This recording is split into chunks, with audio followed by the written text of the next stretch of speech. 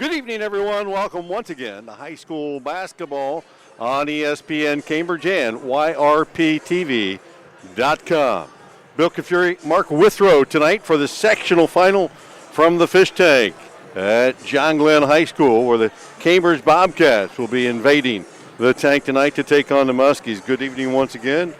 And Mark, this is a place I've been once this season to see the season opener as these two teams played, but you've seen the Muskies play a number of times, and after a rocky start, they got on a streak throughout the season and ended up and currently are 17-7 and ended up with one of the top 5 seeds, I think the number 5 seed going into the tournament. Bobcats have struggled with injuries and through the mid portion of the season lost about 6 or 7 games straight at one point, and have kind of rebounded at the end of the season, currently at 10-13. Where are these teams as we are in the postseason now? That's a fantastic question. John Glenn, playing at their home court the last couple of basketball games, played Philo and Maysville for the 3rd time. They were successful in terms of the win. It was not pretty either game. As a matter of fact, the last game, last second bucket by Matt Stewart gives them the W to move into this game. Cambridge beat John Glenn earlier this year in December. I believe it was the 2nd of December, 60-43. Pretty good beating early in the season when John Glenn was not playing their best basketball. During the middle of the season, like you said, John Glenn's played well. But I got to tell you, this is going to be an exciting matchup. Cambridge is coming in here. They're hungry. They seem to be on an upturn. Playing John Glenn. John Glenn has not played well the last couple of games. They have survived and advanced. Boy, anything could happen tonight. Well, you're exactly right. They say, when you get to the postseason, you can certainly throw records out, and maybe John Glenn's first 2 tournament games were an indication of that. Anytime you're playing a team for the 3rd time, just about anything can happen as you learn the strengths and weaknesses of each other pretty well, and both Philo and Maysville gave the Muskies all they wanted right down to the last second. Well, Philo and Maysville both came in, did what they had to do. They had nothing to lose. Everybody knew they were going to lose or thought they were going to lose and told them they were going to lose, and they came in and they played carefree, good, hard. I think they got 80% of the 50-50 balls. Both teams, they just out-hustled the little Muskies and made it tough to get those W's. Cambridge, on the other hand, Bill, they've had success with many of the MVL teams, and that's the thing I think that concerns John Glenn and the coaching staff the most.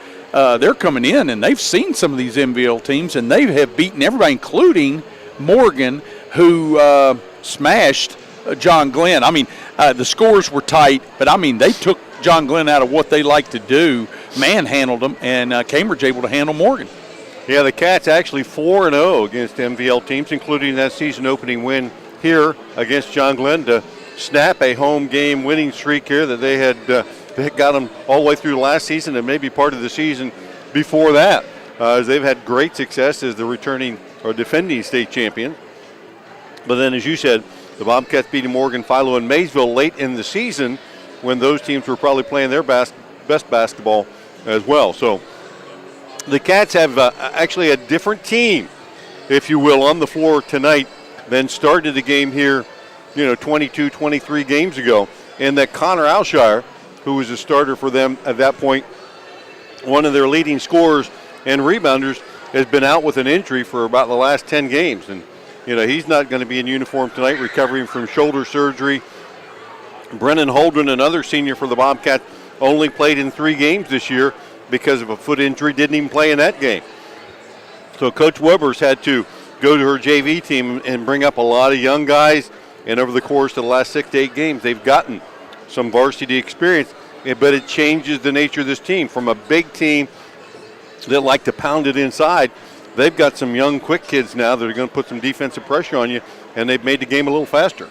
Well, and see, John Glenn, they don't have that big inside presence either, and what they do, they work that ball around the perimeter. Their whole game comes off their defense. They'll play man-to-man. They'll pick you up all over the court. They'll mix up their full-court pressures into some zones. But they want to try to get some transition buckets, get it down, get set up. Then they're going to weave the basketball and try to get the backdoor cuts and the give and goes and things like that, good old-fashioned basketball. They don't have the outstanding big score. Well, the Bobcats, you and I were talking before we went on the air. Cambridge's 10-13 record may be slightly deceiving.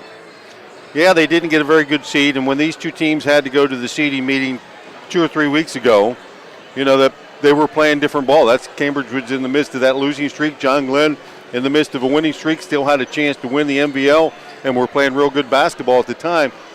And we looked a little closer at Cambridge's record. They lost twice to New Philly, twice to Meadowbrook, and once to Steubenville. So 5 of their 13 losses are against the top 3 seeds in this region. Exactly, and then they turn around and they beat John Glenn. So, I mean, they've been successful, if you will. They've played hard against some of these teams. They have nothing to fear. They just have to come in and execute. But I think you make a good point with the injuries. Coach Weber's had to mix some things up and change their personality, if you will, because of some injury. But you have some people that have stepped up, too. 3 of your 4 starters are shooting well over 50%. And, of course, Massanelli, what are you going to say, 1,000-plus points. I think it's 1,033 points for the season. That's a lot of points. I mean, they have come together and they play with whatever group she puts together. They tend to find a way to execute.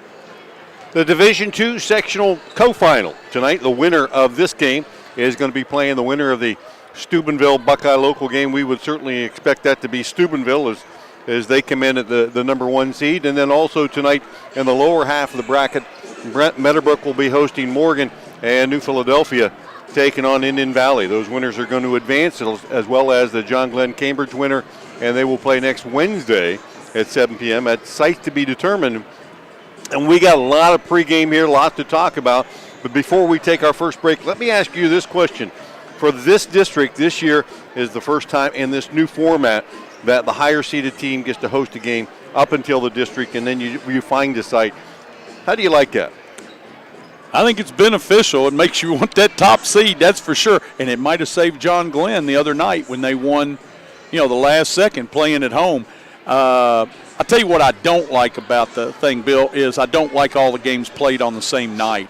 There's a lot of basketball enthusiasts, heck, they're friends of yours too, that they travel around to these tournaments. This is a big time of year, and you can't do it. It's really cutting into. You got to pick a place exactly and go to it. And I think that's the thing I think that bothers me the most. I would rather see, and I know it's tough scheduling, but there's a lot of my friends and yours too that just make a life out of going around these tournament games, and they're stuck picking one, and it's tough to pick this year. Well, and I know from our position as broadcasters, we end up with multiple games on one night at the same time, trying to get all those games on the air and work out the logistics of that. I suppose if you're sitting at home and you got an earpiece in each ear and you got your computer pulled up and you got a live video feed, you're in heaven if you can just do that and hear all the posts. It is March Madness high school style. No doubt about it. Survive in advance, Bill. Pre-game will continue here from the Fish Tank, the Division II sectional final. Mark and I will be back with more right after this.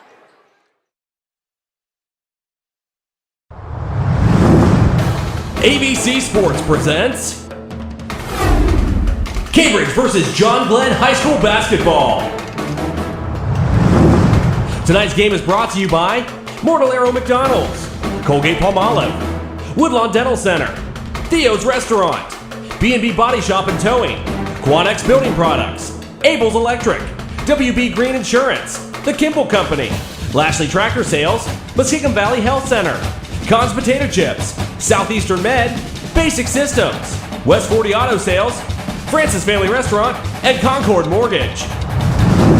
Tonight's game continues after this.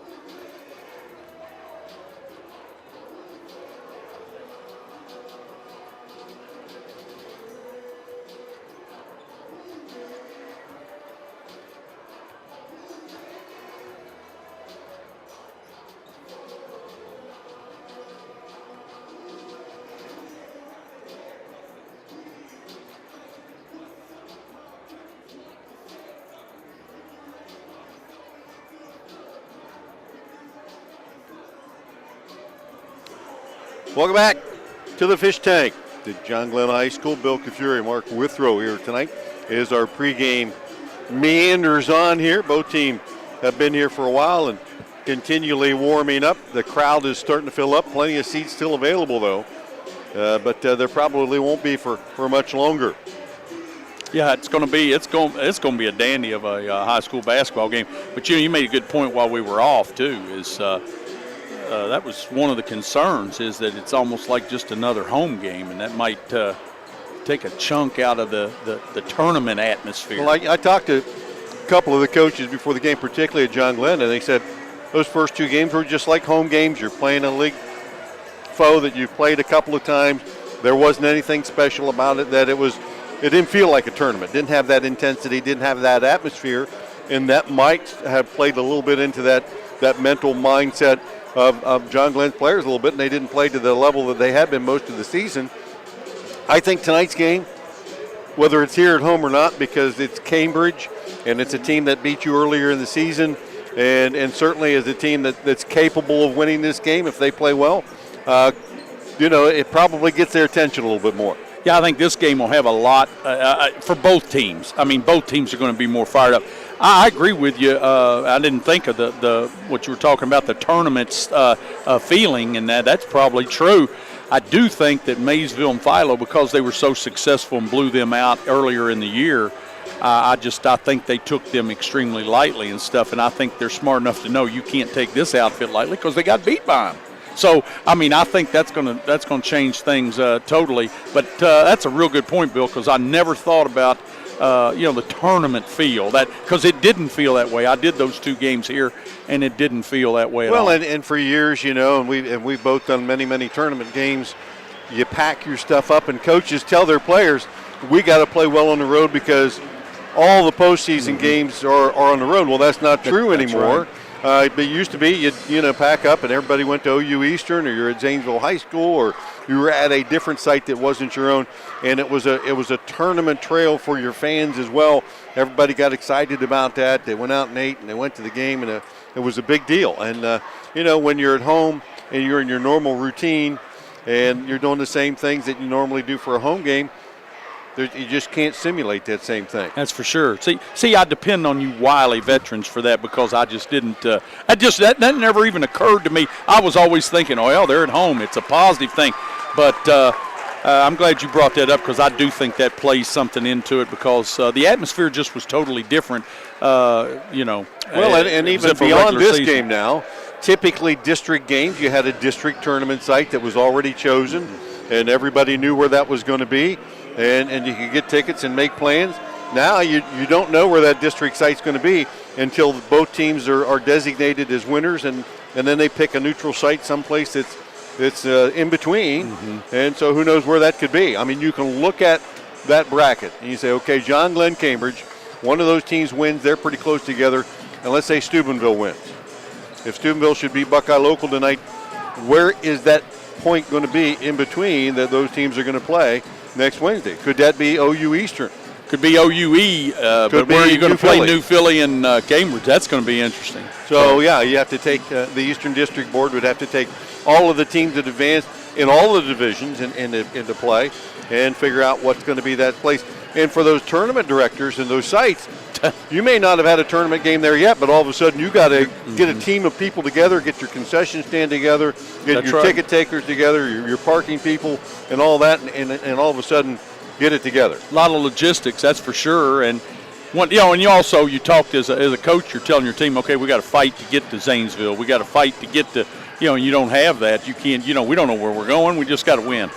Well, I guess that's the only thing, is the focus on playing your game, play as well as you're capable of playing, and with all the intensity and energy that you have, because there is no guarantee of another game after this one. That's for sure. Somebody here tonight's going to have to go home. It's going to be sad because they've worked hard to get here. Muskies come in at 17-7. This will be their third tournament game, and the fact that they chose a pigtail game so that they could kind of open things up, play their way in a little bit, not have a long layoff. And they've already gotten 2 previous victories here in the postseason. Bobcats have been on the road. They went to Minerva the other night and played extremely well, probably one of their best outings of the year. The Bobcats taking on Minerva, putting 4 guys in double digits, led by Connor Leplos, 20, Jamison Lowry and Alex Masselli at 14, and Cole Ward at 11. There haven't been 4 times, I would say, all year the Bobcats have had more than a couple of guys in double digits, and so they were clicking the other night inside and outside and played great defense as well. If they can continue to do that, they're going to give John Glenn some headaches tonight. Well, that's what they're going to have to do. They're going to have to play good, both teams, in-your-face defense. That's what's going to happen. The games that John Glenn has lost, they've been taken out of their game. Aggressive defense, a little bit of physicality to it, and then their shots just didn't fall. And I attribute that to a lot of banging up defense, in-your-face defense. And then you throw in some poor free throw shooting, and they could be on the ropes. Now, John Glenn, on the other hand, is going to come in. They're going to get in your face also. They want that transition, like I say. And everything's predicated on their defense, in my opinion. They set their press up on made shots, and they're going to go man-to-man and mix it up, zone. But if their defense is down and you're getting easy buckets, it could be a tough game for John Glenn. Both teams, though, are going to get down and play a strong defensive game. Well, and here's a question. I'll ask you this, a coaching kind of question. These two teams played each other, but it was so long ago that they aren't the same team that played that night. As a matter of fact, Cambridge came in here and had 25 turnovers in that opening night and still came out with a 17-point victory. John Glenn obviously has played much, much better throughout the season and is not the same team. They didn't shoot the ball particularly well that night. They had more turnovers than they typically would. Cambridge now, in the last 5, 6, 7 games, got those turnovers down to single digits. As you said, looking at their stats, they're shooting a pretty good percentage from the field and certainly from the free throw line. So how do you get those kids, even though you've scouted these teams, you've scouted each other, you've seen them play recently, and as a coach you have a game plan based on that, how do you get your players to put out of their mind what they saw the first time they played each other? No, I think just looking at film of the recent games, you're going to see differences, and they got to know they're different too. They're able to score and defend a lot better. I just think that so far, what do the coaches say? If you're a freshman, but by this time you're a sophomore. If you're a sophomore, you're a junior. Well, I think the whole both squads have grown up so much over the past. I'll tell you what's tough, though. They're going to look at Cambridge's record, and just because it's 10-13, if you think less of that squad, you're walking into a trap because, like you say, the teams that they've lost to are the top seeds in our area. And, they're very capable of putting it together. I think both staffs have got a lot of work, had a lot of work this week in preparation. Of course, Coach Woodard, he's upset because they have not played their best basketball. And I think also that Coach Weber that was a big win going to Minerva. And so, they're coming in here. I think they're very comfortable. Got a little confidence going. Yeah. They played on the road. And, to what you said earlier, that might be a big plus, playing on the road these games. That home advantage, that could lull you to sleep. But I look for these two to get after each other because this is bragging rights for the summer. Tonight's game being broadcast on the internet as well. We are on yourradioplace.com, yrptv.com, and certainly on ESPN Cambridge 107.9. Want to give a couple of shout-outs. I know there are people listening. There are people that are going to be watching all over the place. Coach Weber has family in her hometown of Mount Blanchard. I don't know if you call it a town, but it is an area. The Mount Blanchard folks up there, they're probably standing up cheering in the living room right now. Her son Nathan in New York City has gathered a bunch of friends who have no idea where Ohio or Cambridge even is, but they are also watching tonight's game. Florida and Georgia as well. We welcome you all aboard. Ray Sims, Cambridge statistician, provides us with handy stats tonight. Is Ray's birthday. He is now a little bit younger than you and I, 47 years old. Congratulations to Ray, another year. And climbing the ladder. If you got him on your Twitter account or whatever, shoot him a happy birthday. And we want to congratulate Cambridge wrestler Tommy Moore, who will advance to the state wrestling tournament with his effort today. Congratulations to him, and thanks for everybody for listening. That's awesome. It is awesome. Anytime you can move up and wrestle, there's nobody to blame. You can't blame your line. You can't blame. It's all on you on that. You make it to the big dance. That's a pretty great impressive. goal. We're going to take another break. We'll come back and take a look at tonight's starting lineups right after these messages. Your sports authority in East Central Ohio is ESPN Cambridge, FM 107.9, AM 1270 on your radio dial. Featuring great programming like Mike and Mike, Dan Levitard, Ohio State basketball, Reds baseball, Blue Jackets hockey, select NFL games, and college football and basketball. ESPN Cambridge is also your local sports authority too. Featuring local high school sports all year round with some viewable on Cable TV 2 in Cambridge or streaming online at yourradioplace.com/YRPTV. Your home for sports is ESPN Cambridge, FM 107.9, AM 1270.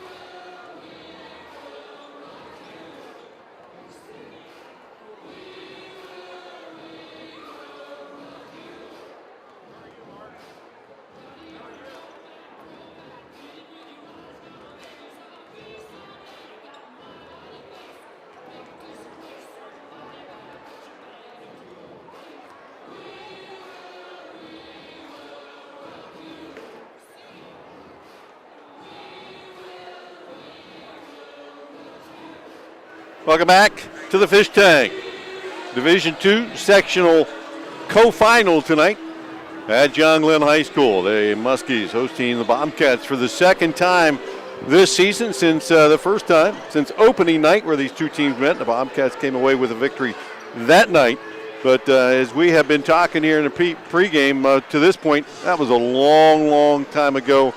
And, of course, we know how long basketball can be. When it gets even the last 2 minutes of the game, it's a long, long time before that game's over, let alone a whole season's worth.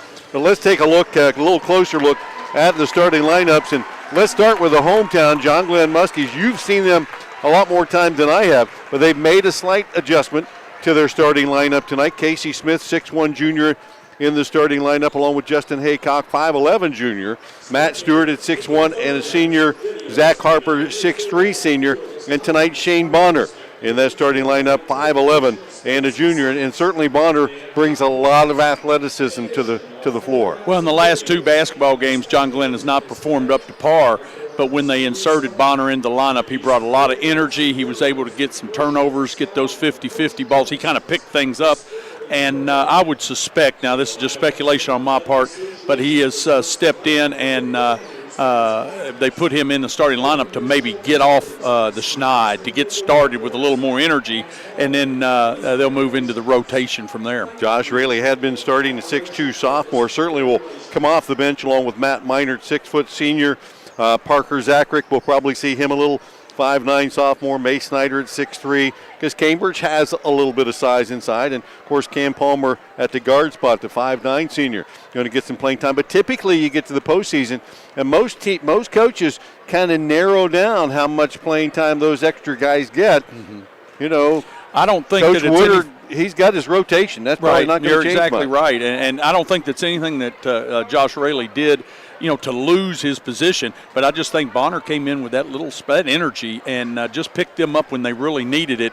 And I think he's being rewarded for it. I think that's what they're looking for. They're losing some height because Raley's a 6'3" player, 6'2", 6'3", but they're getting a lot of energy. Coach Woodard assisted by T.J. Mitchell, Paul Eric, and Heath Dodson on the bench tonight. Of course, Coach Paul Eric there many, many years on the Bobcat sidelines, and he knows all those guys as he either coached them or coached with them for many years as well. The Bobcat lineup hasn't changed much the last few games. 4 seniors and a junior. The seniors are Cole Ward, 5'5", 5'7", Caleb Oliver, 6 foot, 1,000-point scorer, Alex Massinelli, 6'6", Jamison Lowry, and a junior, Connor Lepla at 6'2", and Lepla has been playing outstanding here in the last 8-10 games of the season. He's been close to 10 points in every one of those games. He's got his season average up actually at 10 points a game. He had 20 the other night in Minerva. Alex Massinelli averages over 19 a game. And as you said, 1,000-point scorer. And the other guys there that you got to be careful of, Caleb Oliver shoots the 3 exceptionally well. He's up around 40% on the 3 ball. Cole Ward shoots a good 3 ball as well, and Lowry is pretty good inside and out. And at 6'6", maybe not your prototypical big guy, because he'll play on the perimeter just as much or if more so than he does inside. Well, I've heard so much about Massinelli scoring his 1,000 points and what a player he is, and I haven't had the opportunity to see. I'm really looking forward to it because he's the deal. He can get some things done. And, the thing that impresses me also is they've got high percentages shooting. The starting 5 has a high percentage shooting from the field, but also about 75-76% from the free throw line. And, in tournaments, free throws are very, very important. But between Lepla and Massinelli, they seem to be a pretty good combination. Going to be real interesting to see how John Glenn works to stop those two, or at least slow them down a little bit, without having to go into double teams and doing things to leave some of those good outside three-point shooters, because like you said, you've got some pretty good shooters, 30+% from three-point line. You get them spotted up outside, and boy, that can break your heart.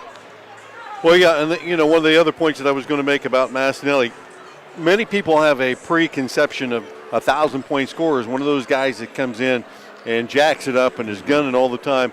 It is amazing. Alex Massinelli shoots 44% on his threes. He's only taken 34 of them. As a matter of fact, in Ray Sims' stat book, he hasn't taken enough threes this year to be considered one of the leaders in the all-time season leaders because he hasn't taken the minimum number of shots yet. He would prefer to take the ball in the paint. He prefers to get inside, and as a result, a lot of times gets to the foul line where he's shooting 83%. So if he can get there, and he typically does that about 8 or 9 times a game, he's very effective. But to that point, he is not a selfish shooter. He had 2 points at halftime in the game at Minerva the other night, and they were leading by 10. Mm-hmm. So you usually would think of a guy that's that kind of a prolific scorer is coming out and firing it up from everywhere, and that isn't always the case. And he's second on the team in rebounds per game, 5.1. I think Lowry's leading the team, or is it Lepla? Lepla's leading the team with 5.3. That's pretty impressive, too. So he's doing some work on the inside. He doesn't just shoot from outside like you say. Certainly is. We're going to take one more break. When we come back, we will have tonight's opening tip for the Division II sectional final at John Glenn High School right after these messages. Your one-stop shop for all things computer-related is ABC Technical Services. Whether it's designing a new website maintenance, PC repair, or over-the-phone tech support, ABC Technical Services has you covered. ABC Technical Services can set up a new network, install the latest antivirus software, and they even offer full video production and editing services too. Give them a call at 740-432-5605 or visit them online at abctechnicalservices.com. A name you know, a name you trust. ABC Technical Services.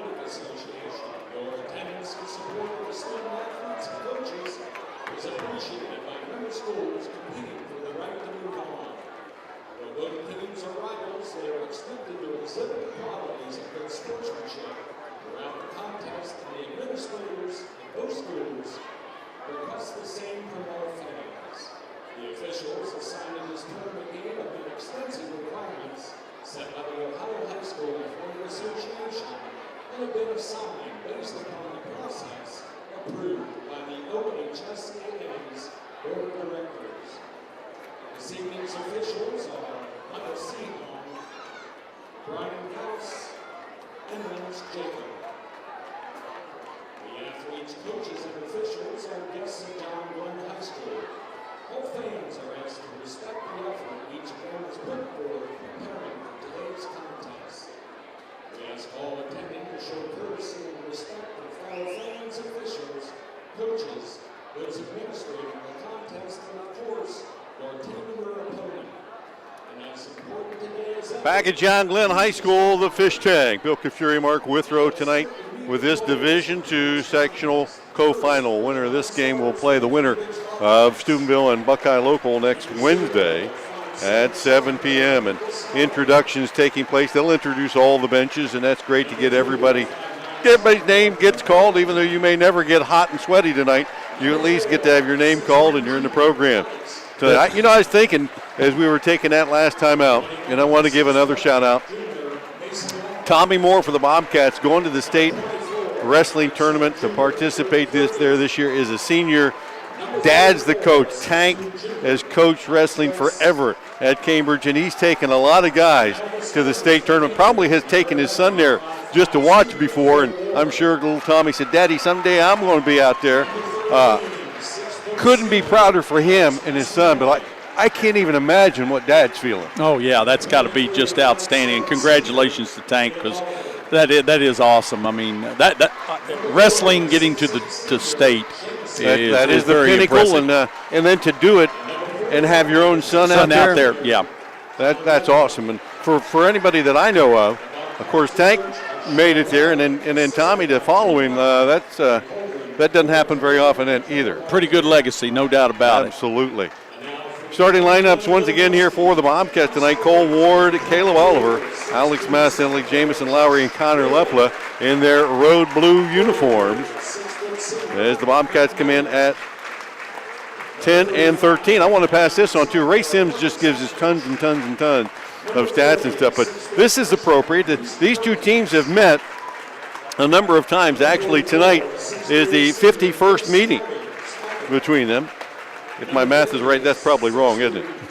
It's actually the 41st meeting of these two. But the Bobcats are 29-11. I should have just said that. And like you, keep my mouth shut. And the Cats do lead that series, including a win earlier this season. But on this date in 1982, senior forward Skip Weatherall scored 25 points to lead the Bobcats to a 73-66 win versus John Glenn in the AA sectional finals at Coshocton for the 800th victory in CHS history. Junior guard Terry White added 18 for the Bobcats. Skippy, 25, I couldn't believe. Skip Weatherall had 25, and of course that's amazing. And Ray Sims goes back and pulls up all that history stuff from all those years and did research for years. That, again, a shout out to him on his birthday. No doubt. He makes our job a lot easier. Yes, he does. It's a lot more fun pregame when you've got stuff to talk about, facts like that. So, yeah, kudos, no doubt, and happy birthday. Starting lineup for the Muskies tonight. Casey Smith, Justin Haycock, Matt Stewart, Shane Bonner, and Zach Harper. Muskies in their their home whites with the maroon trim, as well as Coach Woodard gives them a couple of last words there before they take the floor. Lowry will be in the center circle for the Bobcats. Harper will jump center for the Muskies. Pretty nice crowd here. It is a real nice crowd. They've been pretty quiet here in the pregame. That's going to change here in about 10 seconds, I imagine. The ball's up, tapped back, banged around a little bit. The Bobcats will have the opening possession. Massenelli in the corner, back out on top. The Muskies. Little zone defense. Yeah, 2-3 zone to start things off. My color guy said they love that man-to-man. But they'll switch it up, and that's Coach Woodard. He's going to give you what you're not expecting. A little extended 2-3. Massenelli takes it down the lane, got cut off there, hands it off to Lepla, who kicks it back out to Ward for three, off the glass, off the rim, and no foul called as Lepla hammers the board there. Haycock brings the ball up off that, kicks it back out, three ball by Stewart, off the mark, and Lowry will clear it out for the Bobcats. Both teams pushing it pretty quick here. Oliver for three, left corner. That one pops in and out, and Haycock again with the rebound. 1 minute in, neither team able to get points on the board. Bobcats open up a little zone as well. Bonner in the right corner. Hands it off, Smith. back out on top, and they'll reset. A 3-2 zone looks like, Bill, starting things off here. Smith back to the top, swings it quickly, left side. Stewart cut off there. And I got to tell you, Lowry, a prolific shot blocker as he flies out on top. 3-ball taken, and cha-ching for Haycock. And the Muskies lead it 3-0. Boy, that's a great look, top of the key. And that allows them to get into their 2-2-1 box press, but it's light right now as they just give them minimal resistance. But, yeah, I had a good look at the basket with moving the zone around with passing. Bobcats, Massinelli trying to answer three right side. Pops in and back out. Bonner with the rebound. He'll push it up the floor. Up ahead now to Haycock. And that's why Bonner got the start. Haycock will stop, pop, and drop another one. A bomb from the left side, and it's 6-0 John Glenn, and that will elicit a Bobcat timeout. We will take it as well. 6:03 remaining in the opening period. We will be back right after this.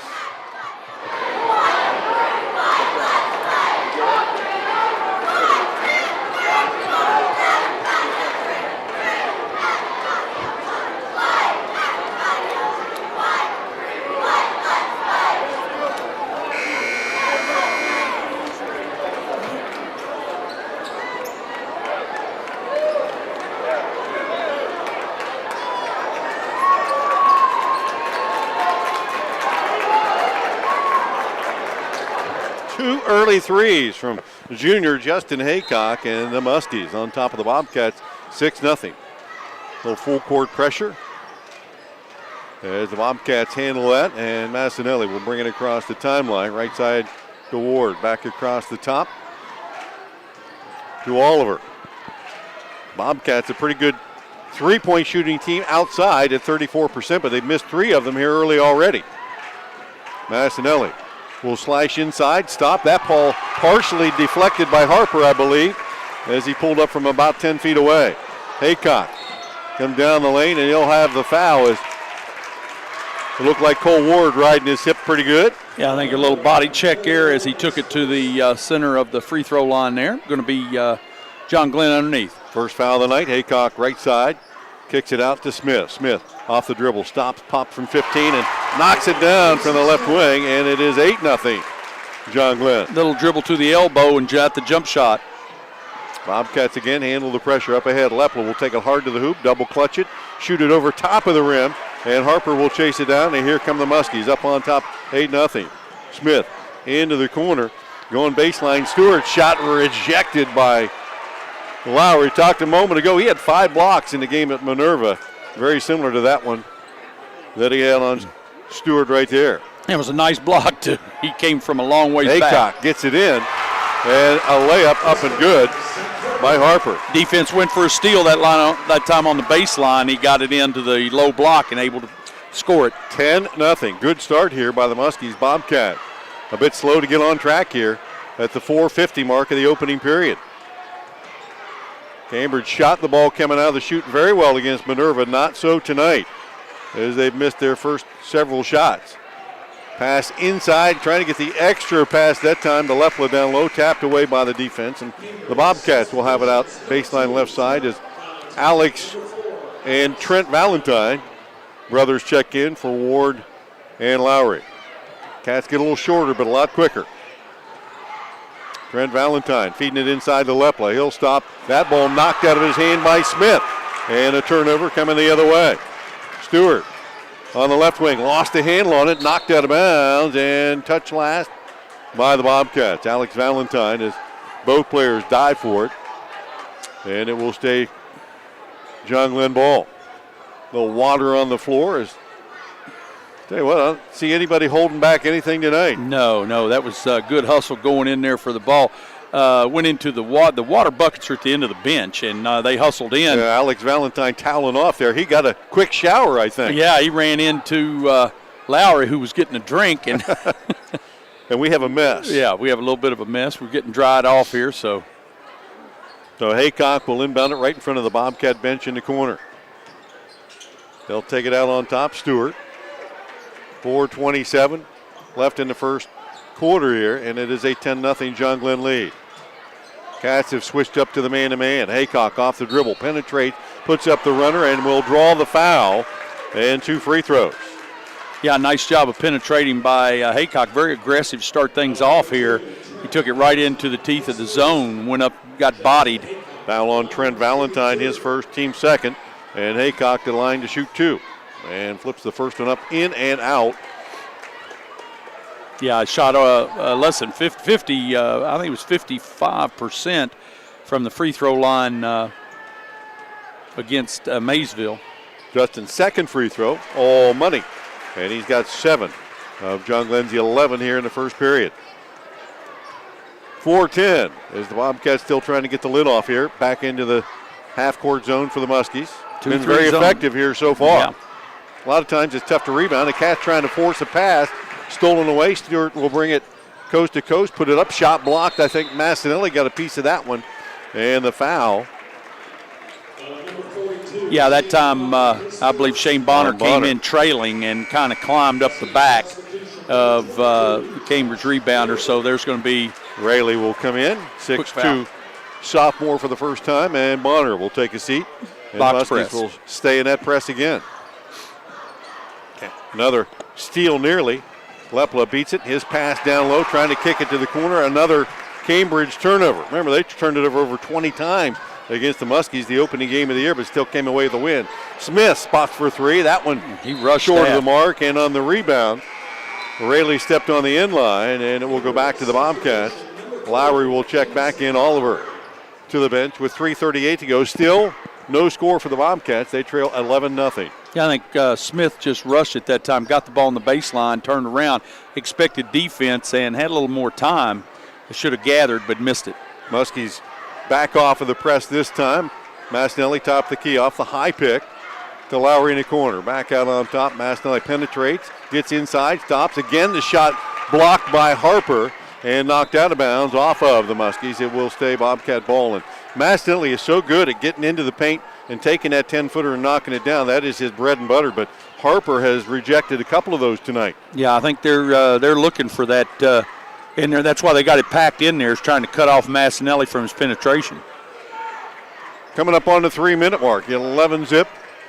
John Glenn, left side. Alex Valentine will go baseline into a double team, back out to Trent. He'll take it off the dribble, tried to split defenders and travel as he got the ball stuck on his hip. And, that's the young guy there in just his second tournament game at the varsity level, a sophomore, trying to make something happen. Cats pick up full court. Harper takes the inbounds up ahead to Smith. They'll beat the pressure with no problem. Back out to Haycock. Off the dribble, step back 3, short of the mark. Massinelli clears it out for the Bobcats. Couple early threes from Haycock have the Muskies on top, 11-zip. Lowry trying to answer from the right corner. That 3 off the mark, and Haycock another rebound. Shots not falling. 0 for 7, Bill, from the field right now for Cambridge. And they've taken a lot of threes, which is kind of uncharacteristic for them. They typically aren't going to be shooting a lot of threes. Haycock, top of the key again, cut off on the dribble penetration. Back to Stewart. Smith back to Stewart. Looked at the 3, goes on the floor, all the way underneath, off the glass and in. Nice move by Matt Stewart, and it is 13-0, and the Bobcats will burn another timeout. We'll take it as well. 2:10 left in the opening period. Back with more right after this.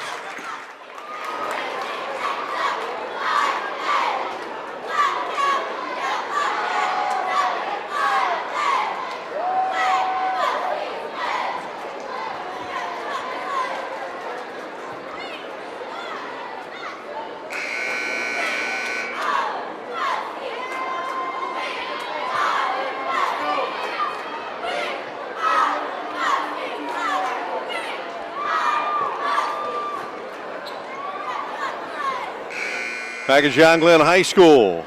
Still 2:10 left in this first period. The Bobcats have had to burn 2 timeouts as they have been unable to score a single point so far, trailing 13-0.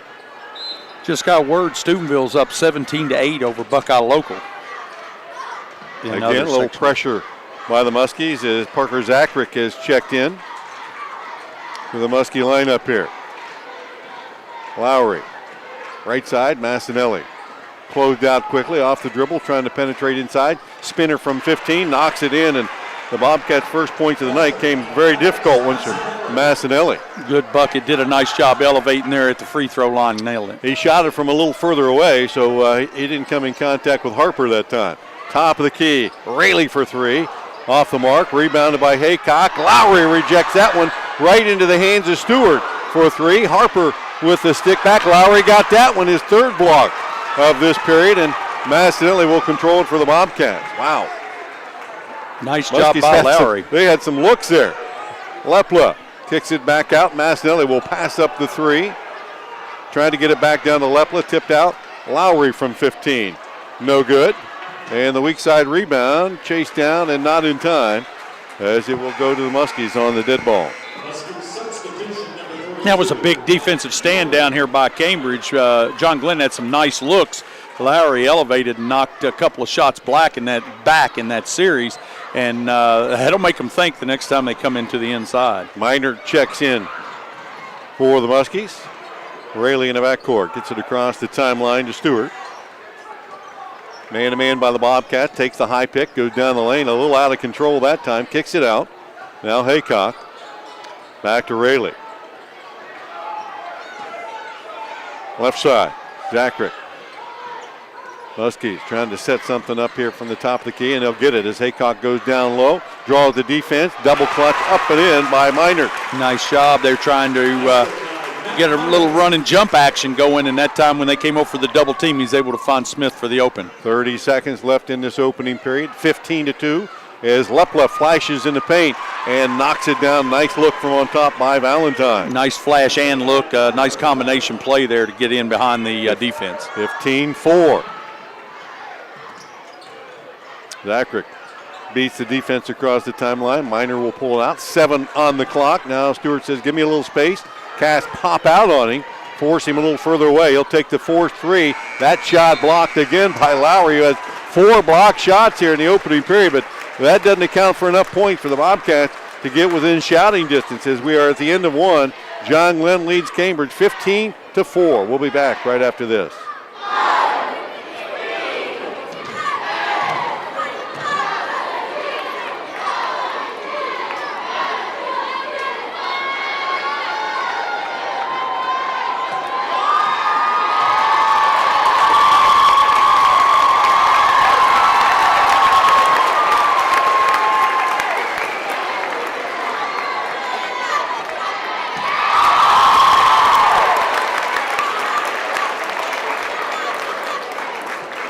To 4, John Glenn jumping on the Bobcats early tonight. Justin Haycock, the first 6 points of the game on a couple of 3 balls, and that was the impetus that the Muskies needed to take the early lead, and their defense did the rest as the Bobcats only scored 4 points in that opening period, and those came late. 2 for 10 shooting from the field for Cambridge so far, and like you say, they shot inordinate amount of 3-pointers, did the Bobcats. 20% from the floor. John Glenn, 6 for 13, 46%. They hit 2 3-pointers. Rebounding, 3 boards for Cambridge, 9 for John Glenn, 3 of those offensive boards.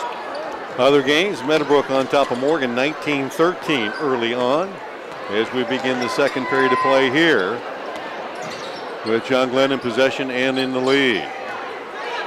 Back out on top, Casey Smith is the starters back in the game for the Muskies, along with Minard, who has it here, kicks it out to Stewart.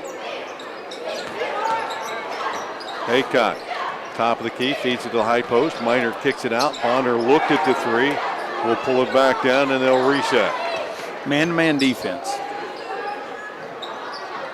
Look for the backdoor cut here as the Muskies will lull you to sleep, and somebody will beat you on the weak side. Bonner. Back to Stewart. Gets it right back to Smith. And now Haycock. Almost a minute into this second period. Muskies very patient this time down. With a big lead, why not, right? Right, and that's they'll weave this thing around. They're looking for the cuts. They've got cutters and things. They leave the post open. Every now and then they'll flash. Stewart back to Bonner. He'll take this 3, wide open left side. Off the mark, and again, Massinelli clears it out for the Bobcats. Had a good look, just didn't get his feet set and didn't hit it. Had to step into it pretty quick. Muskies have been zoned all night here, and it has certainly caused problems for the Bobcats. Right side, Massinelli now. Off the dribble, pulls it back to the top. Swings it left side to Oliver. And Lowry, turnaround jump shot from 15. And off the mark, tapped around, and over the back will be the call, I believe, on Massinelli. Pretty quick shot that time. Yeah, I think Lowry rushed shot it. it. Yeah, Shot it. I think he rushed it. Hit hard, got a foul coming over the back. John Glenn's got it against this man-to-man full court. Third team foul on the Bobcats, first on Massinelli. Bonner beats Lowry off the dribble, gets it into the half-court set. Now Stewart. Back to Bonner, backdoor There's cut, that Stewart. cut. There it is, all the way to the hoop, lays it up and in. Yeah, running a 1-4 set across the free throw line, and the cutter came in from behind off the back screen. 17-4. John Glenn here has led it all the way. 5:50 left here in the second period. Oliver to Massinelli. He'll go baseline into a double team, cut off at the reverse and back out on top to Oliver. Back to Massinelli. Deep three, right side, and that one off the mark. And again, Haycock, another rebound. Up ahead, Smith pushes it to the corner to Minor. Back out on top, they'll reverse it. Off the dribble, Smith to the top of the key, and Stewart now.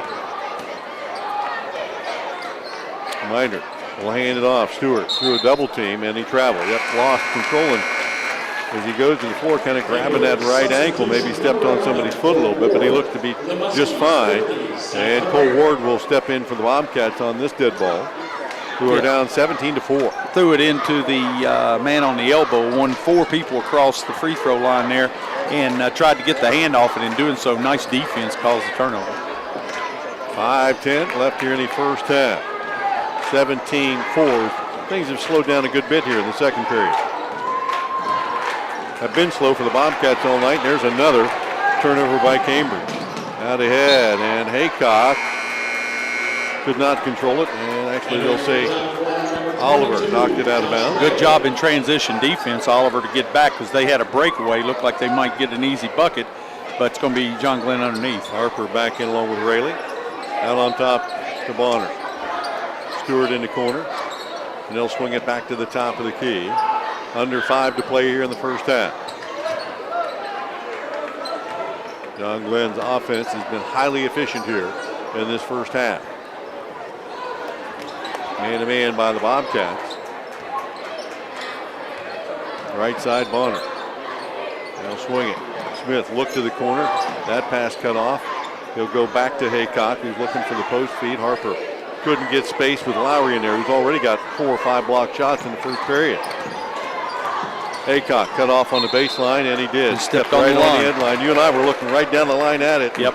He saw Lowry there and realized there was no place to go with the ball, and tried to dribble all the way into the basket. You know, the Huskies have handled the ball pretty well tonight. They've not had that many turnovers. 4 minutes left in this first half. 17-4 John Glenn. Lowry from the corner, back out on top to Ward. This 2-3 defense has the Bobcats stymied as to how to attack it. And certainly not the first time they've seen it, but they have not been able to make shots they normally would. Massinelli will stop and pop. His 15-footer in and out. Bonner with the rebound, put it on the floor, and then traveled as he turned right into a Bobcat and lost control. And Stewart will check back in for Haycock, who gets his first rest with 3:43 left in the half. And that's what you get with Bonner. He did a nice job box down, getting the rebound, then turned around, got too excited, and turned the ball back over. Oliver back to Lowry. Open 3 ball. That one was an air ball. And pulled down on the weak side by Rayleigh. Still 17-4 John Glenn. Bobcats have been icy cold from outside tonight. 2 for 14, Bill. Typically shoot almost 35% as a team outside the arc. Tonight they've not made any. Stewart will take a long deuce and knock it in. Just inside the 3-point arc, and it is 19-4. Best thing the Bobcats could hope for is if they can cut this lead to a single digit, but the way they played here early on, they have not scored in this second period, and there's 3 minutes left. Yeah, just they don't seem to have their timing down, any continuity in their offense right now. Credit John Glenn's defense. Lepla has the ball knocked out of his hands, and Bonner with the heads-up play bangs it off of Lepla and out of bounds. It will stay or go back to John Glenn. Lepla trying to look over his shoulder to see if he had a place he could penetrate. And while he did that, Bonner knocked the ball right out of his hand. So another Cambridge turnover, and that's becoming a problem as well. When you turn it over and don't shoot well, that's going to hurt you. 2:43 to go. John Glenn with the ball and the lead at 19-4. Looks like a little bit of a zone. Of course, that's what it looks like. There's no movement right now. Yeah, a little zone by Cambridge. Haycock in the corner. Stewart will take a deep three. That one just off the mark, and Cole Ward will slash in for the rebound. Had a nice look. They screened the backside off. Push it up the floor. Still Bobcat ball. No violation. Massinelli penetrating through a double team. Got tied up. They'll call the jump ball, and the arrow favors the Bobcats. Massinelli is John Glenn's defense very well prepared tonight. They have collapsed on Cambridge every time they've tried to get it anywhere near the paint. Massinelli's trying to find some creases in that zone and get a little penetration, which he's good at, but he's unable to do so. Oliver goes out on top to Massinelli. Haycock checks him there. He'll use the dribble. Back to Oliver. He'll spot for three. Cha-ching! And the Bobcats finally connect. Big deep, and they get their first point at 2:02 of the second period. That is a long drought. 19-7. Just under 2 minutes left here. Oliver on the reach in, couldn't get it away from Haycock a third time. Didn't get called for a foul on any of those. Early in the season, regular season, those are probably fouls all night. Yeah, they're letting them play, no doubt. Haycock penetrates through the defense that time, and Zach Dress, or check that Alex Dress, who just checked in, I think. Might have got a piece of him. Well, I actually credit Cole Ward with the foul, his second. Yeah, there was a lot of contact on that last possession, and no call. Could have gone either way, too. There was some banging around. They're letting them play. Well, Cats being a little more aggressive now, down a lot, as Haycock steps the line and drains his first free throw. Now 2 of 3 at the line tonight, and Justin with 8-point total, as it is 20-7, and they'll can a pair this time down. 1:36 left in the half. 21-7, John Glenn. Little box press, but really minimal resistance. They drop right back into that 2-1-2, 2-3 zone. Yeah, and they kind of pressuring it a little farther out on top this time. Haycock a little further out on the ball. Dress gets it at the high post, back to Oliver, and now Massinelli.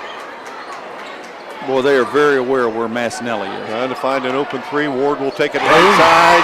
Boom. Cole Ward hits 1 second three of the period. The Bobcats down 11 now.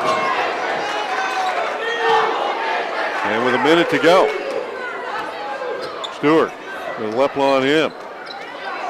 Hands it off. Haycock against Oliver. Back to Stewart on the left side. He'll go baseline, cut off by Lepley and into a double team. Kick it inside out to Smith. Back down low. Rayleigh will pull it back to the corner and finds Stewart for three. That one off the mark, but the foul called as it looked like Cole Ward, and Cole Ward at 5'5", going for the block shot, and I don't know if that's what I would suggest when you're 5'5", but he ran right through Stewart, and will give Matt 3 free throws with 39 seconds to go, and he is unable to connect on the first of them. This has just been an Achilles heel. When John Glenn has not played well, this free throw line's been devilish. Stewart's second free throw finds the mark. And now substitutions. Mason Long for the Bobcats. Minor checks back in, and Parker Zachrit with 39 to go. 22-10. John Glenn by 12, and Stewart makes it 13. Bobcats have hit a couple of late threes here, which were their first points in this period. Full court pressure. Man to man. Inbounded to Long against Stewart. Long in the game for the first time here. Fights his way across the timeline. Good man-to-man defense that time by Stewart. As the Muskies come out in this possession in that man-to-man. Massinelli out on top. And a 5-second call. Did not realize he had that much closure by Parker Zachrick, and that's going to be another mistake by the Bobcats. 7th turnover of the game for the Cats. And they looked like they were going to get maybe the last look of the period. Instead, you can be guaranteed with 18 to go and a 13-point lead, John Glenn will probably take the last look here. Haycock. Little zone by Cambridge. Oliver on in, kicks it inside Travel. to Stewart, and he traveled. A little head and shoulders fake, but he shuffled the feet when he did that. Yep. And he doesn't believe it, but that will be the case. Is with 5 seconds to go, we'll head the other way. Well, the Bobcats here have 5 seconds to try to cut a 13-point deficit down at halftime. Man to man. Long gets it into Mastinelli. Trapped in the backcourt and fouled with 2.7 to go. That's a good foul. That's just going to be the second foul on the Muskies as a team. Man to man with a little run and jump. Zacharich came in, tried to get the steal, and in doing so, clobbered Mastinelli. Inbound to Lepla. He'll take the three from near half court. And that one well off the mark as it was pretty well defended by John Glenn in the first half as well. As we have reached the halftime break, the Muskies in control here, 23-10 over the Bobcats. We'll take a break, come back with our stats and scoring from this first half of action right after these messages.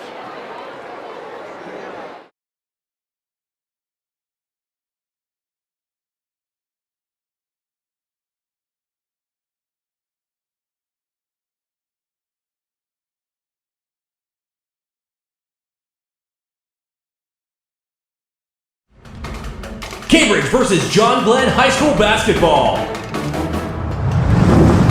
Tonight's game is brought to you by Mortal Arrow McDonald's, Colgate Palmolive, Woodlawn Dental Center, Theo's Restaurant, B&B Body Shop and Towing, Quanex Building Products, Abel's Electric, WB Green Insurance, The Kimball Company, Lashley Tractor Sales, Muskingum Valley Health Center, Conn's Potato Chips, Southeastern Med, Basic Systems, West 40 Auto Sales, Francis Family Restaurant, and Concord Mortgage. Tonight's game continues after this.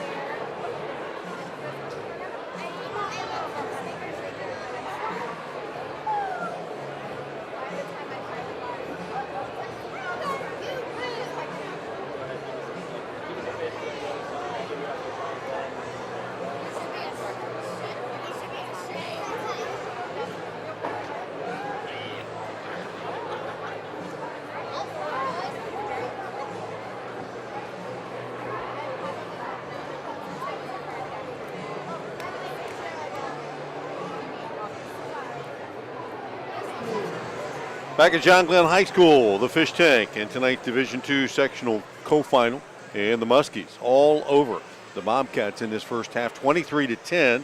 Their halftime score, the Muskies led it after one, 15-4, as Cambridge has struggled defensively tonight, and John Glenn off to a quick start. Justin Haycock right out of the gate knocked down a couple of threes, and I think that gave the Muskies a lot of early confidence, and their defense on the other end of the floor has just been stifling on the Bobcats. Well, and it's real interesting. They changed things up. What a great coaching move by Coach Woodard and his staff. They've gone primarily zone 2-3 except for a couple of possessions. And, they're mainly a man-to-man. We're used to seeing them play man-to-man all over the place and then fall into the zone as kind of a backup or a change of pace off of a timeout. They've done a nice job with that.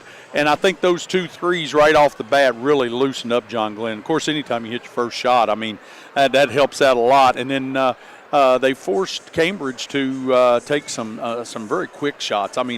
Shots that they're not used to taking. Very aware of where Massinelli is on the floor, but you got some people taking some very quick 3-pointers, which I don't think they needed. Well, Cambridge is typically not as just a spot-up, fire-up 3 kind of game. They like to pound the ball inside if they can, get a kick out occasionally and get that good look inside-out 3, but the Muskies have taken away the inside game tonight. Connor Lepla, 2 points inside tonight is all the Bobcats have gotten, and every time Cambridge has tried to get it to him, the Muskies have collapsed all over him, and he has not been able to get any space inside. Lowry, who's taken a number of shots, scoreless in the first half, 2 for Alex Massinelli, which isn't necessarily unusual, but a lot of times he can create for his teammates, and tonight he's had to force it a little bit, and the Muskies have done a nice job. Anytime he's gotten into that lane area, he's got Harper between him and the basket. He's altered a couple of shots, and he gets collapsed on. Has to give it up or put up a 4th shot. And the Cats were lucky to get a couple of late threes, I guess. Cole Ward and Caleb Oliver with the last 2 minutes of the second period. Bobcats hadn't scored in the period. They knocked down a couple of threes to narrow the gap a little bit, but it's still 13 here in the second. I think those are big buckets. Mark that down, Bill, because without those 2 buckets, it'd been ugly here. You're talking about 6 points. It's 23-10 here at half. It very well could have been 23-4. So just a tough night shooting for Cambridge. 4 for 17 from the floor, 24%. They've got 2 3-pointers out of those 4 made field goals. John Glenn, on the other hand, 8 for 17, 47%. They also have 2 3-pointers. Rebounding, Cambridge has 5 rebounds. John Glenn has 13 rebounds. 3 offensive boards for John Glenn. Of course, they got a couple of those off the 4 block shots of Lowry. Turnovers, Cambridge has 7 turnovers. John Glenn has 5. Free throws, Cambridge has not been to the line, and I think that's a problem. I think they need to bang it inside and try to get to that line. If all you're going to do is stand outside and shoot threes, you're not going to get many free throws. Exactly, and that, like when you called the good foul that they had late in the game there by Zachrich, that was a good foul, but they were able to do that because they haven't got any fouls. They're not going to put 2 fouls in the whole first half. Yeah. So, on the other hand, John Glenn's been to the free throw line 7 times, and they've hit 5 of those, 71%. And that's more like a John Glenn free throw shooting team. They're in the 70 percentile range, and so they've done pretty well there. Scoring by quarters, 15-4. John Glenn won the first quarter. The second quarter, John Glenn also wins 8-6. Second quarter kind of lulled us to sleep, but I look for the pace pickup this second half. They will do that. Justin Haycock leading all scorers. He had 9 in the first half. Matt Stewart right behind with a big second period. Finishes with 8, 2 apiece for Casey Smith, Matt Minert, and Zach Harper. We're going to take one more break. We'll be back. Second half action coming up right after this.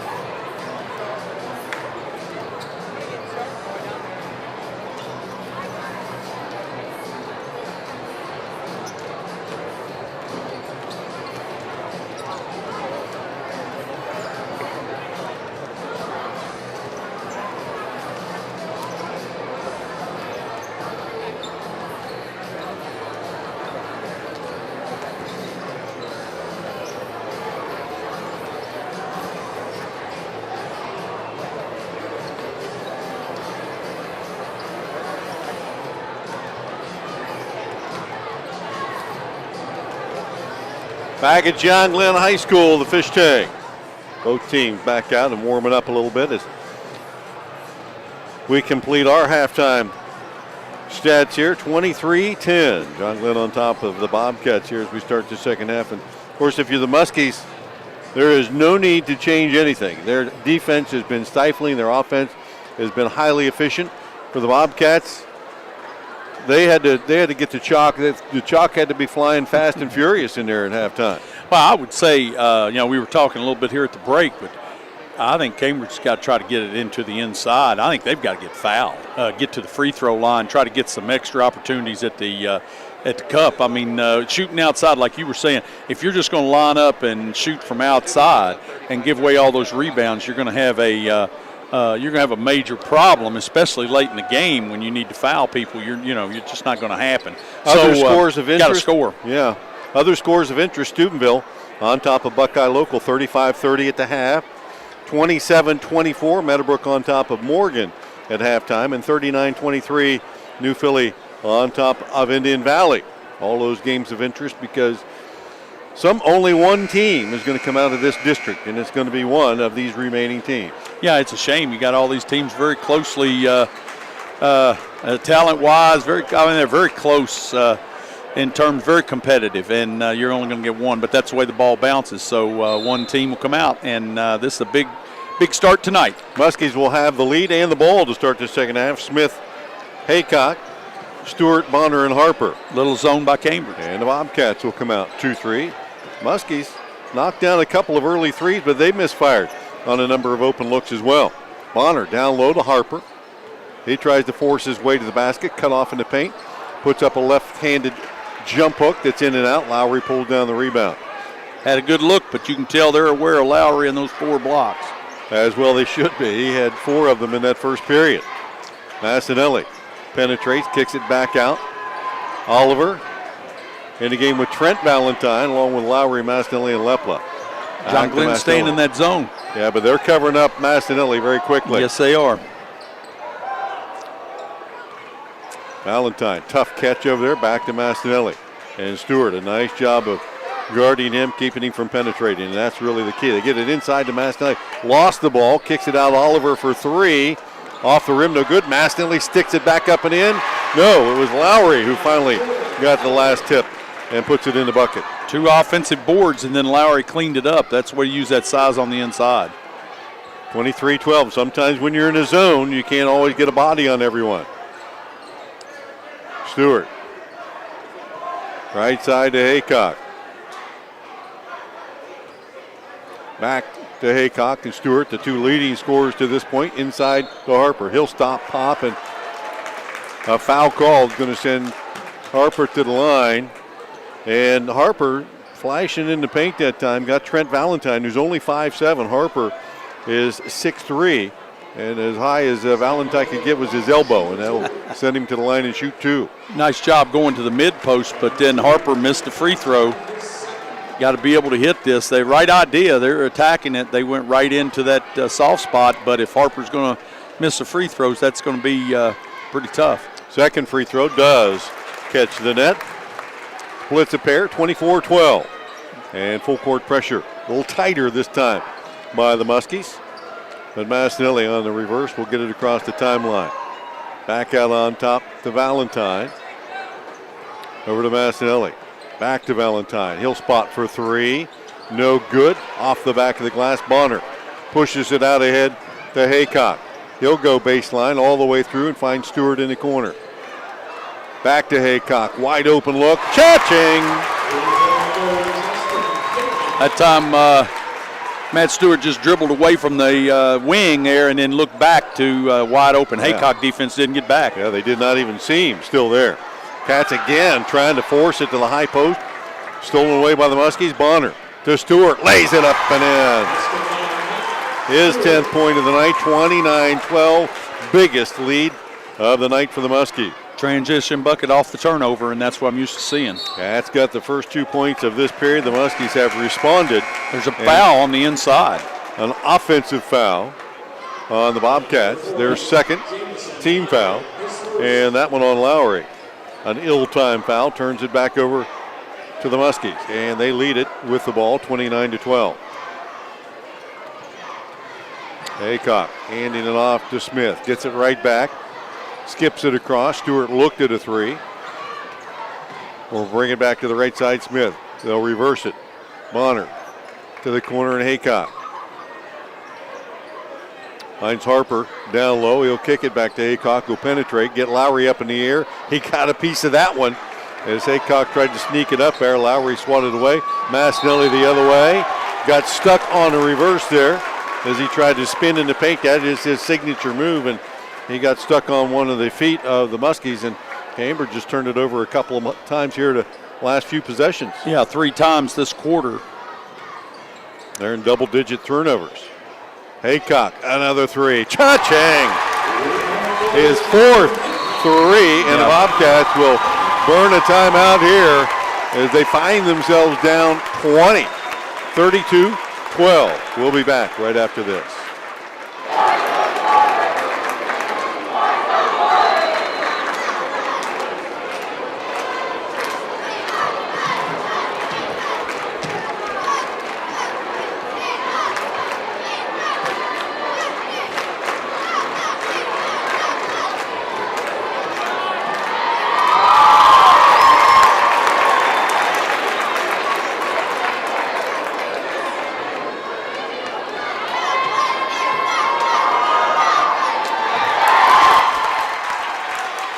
Back at John Glenn High School, 32-12. The Muskies hot again in this third period. Justin Aycock, just like he started the game. A couple quick threes, has nailed 2 more here in the third to extend John Glenn's lead to 20. Well, they're bringing the ball back to the point from the wing or baseline, and then they're just turning. Instead of going back to the point, the defense is moving to anticipate, and they're going right back and leaving the shooter right there with his feet planted. Aycock able to hit 2 more three-pointers, and that's big to extend that lead to 20 points. As we get back into play here, the Bobcats down 20 have used their 3rd timeout. Back out on top, Massinelli. To Ward, back to Massinelli. And Oliver. Bobcats struggling from the field and also struggling to stop. There's a good shove that time. Smith got away with it. Yeah, he did. Lepla was shoved out of bounds and tried to save the ball inbounds. From our angle, you could clearly see it, and the officials may not have had to clean a look at it. But it will be another did. Cambridge turnover. Stewart beats pressure. He'll take it into the paint. Stop, pop, and drop it from about 10 away. That's Stewart with 12. 34-12. John Glenn pulling away now. Ward trying to answer with a three. Yes. Cole Ward's 2nd three of the night. Big bucket, little full court man-to-man by Cambridge. Bobcats are going to have to come up with some stops here. John Glenn has been extremely efficient offensively. And Cambridge has been a little ragged handling the ball. Harper on the baseline. Back to the top of the key.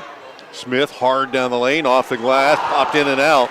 Massinelli with the rebound, 33.5 left in the period, 34-15.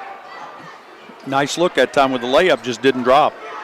Left side, Massinelli passes up the three, goes in the paint, tried to lay it off to Lepla. Should have probably taken that shot, another turnover. And then Caleb Oliver hustling down the floor, comes up with a steal, out ahead to Ward, who lost the handle. And Zach Harper there to pick it up for the Muskies, throws it right into the hands of Massinelli, his 15-footer off the mark, and finally Bonner clears it out ahead to Aycock. He'll have a layup, maybe, as he lays it up and in. Lowry there with contact. With contact. They didn't call the foul, and the Bobcats just about throw it away in the backcourt. 36-15, John Glenn. Is this game out of control a little bit in that sequence for both teams? Lepla down low, trying to force his way in against a double team. Back out to Ward. Lowry cut off on the baseline. Turnaround jumper is an air ball, as he had 2 defenders on him and still jacked it up there. And those are the kind of shots that have gotten the Bobcats in this deficit. Stewart lays it off to Bonner. Missed it once, not the second time. As Bonner with the stick back extends the lead, 38-15. Able to quickly go back up and get his first miss and then put it back in. I don't think anybody that came here tonight expected that there would be this kind of discrepancy in the point. We expected a close game all night, and John Glenn has changed that from the outset. Massinelli, 3 from the corner. Again off the mark, and Harper.